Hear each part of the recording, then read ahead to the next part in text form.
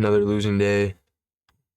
Friday, $213 loss, meaning over the last 3 days, I've lost over $800 on the evaluation. Worst week I've ever had. Look at this. These 3 days, boom, boom, boom. Pretty terrible. All the other weeks I've had great trades. Pretty terrible. Very terrible. So once again, look what happened. It's pretty self-explanatory. I got stopped out. I barely get stopped out before price runs and hits my take profit at this low. Pretty ridiculous. But it's my fault. This could have been prevented. Could I have made a big win today? Yeah, I could have. But it's still my fault because market opened here.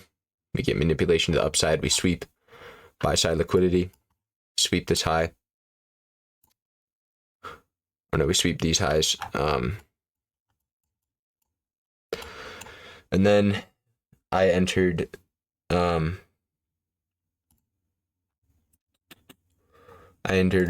entered once we inversed this 1 minute fair value gap right here. 1 minute bullish fair value gap. We inverse it. That's where I enter my stop right there. I wanted to see this bearish fair value gap right here hold. We go lower. But that didn't happen, and hit my take profit, hit my stop loss and went, hit my take profit. I had a neutral bias because since we have been accumulating in this range, I didn't really care what, I didn't really have a short or long bias. I was thinking more of what liquidity gets swept first, and then we can target the opposing liquidity. And it worked. It was great. But what I did wrong was, once again, I didn't wait for a retrace. And I'm less focused on fair value gaps now. Because of this, I want to be more focused on market structure shifts. Our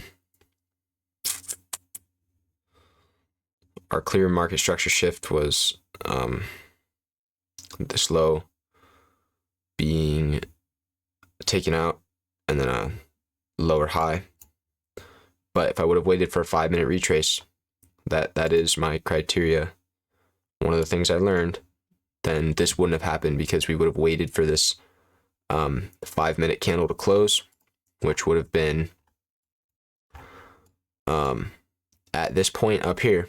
And then I would see, okay, we got the 5 minute retrace. Now what can we wait for?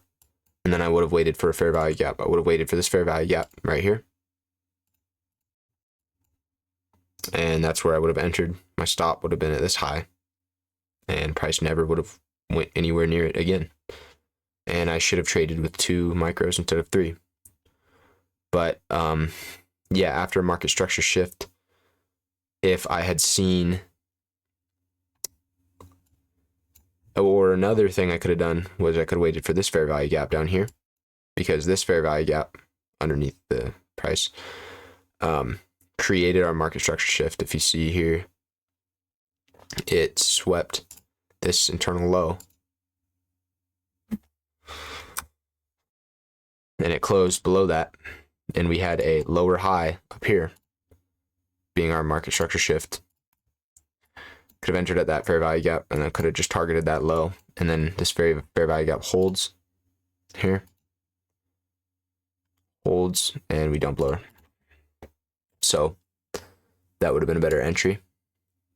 But I really like this first fair value gap after a market structure shift, or after a retracement.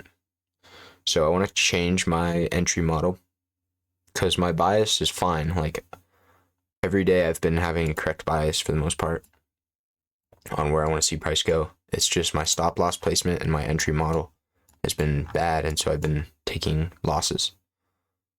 So that's what I want to do. There was no SMT today. Let's look on ES. There's no SMT at the high, signaling a bearish SMT.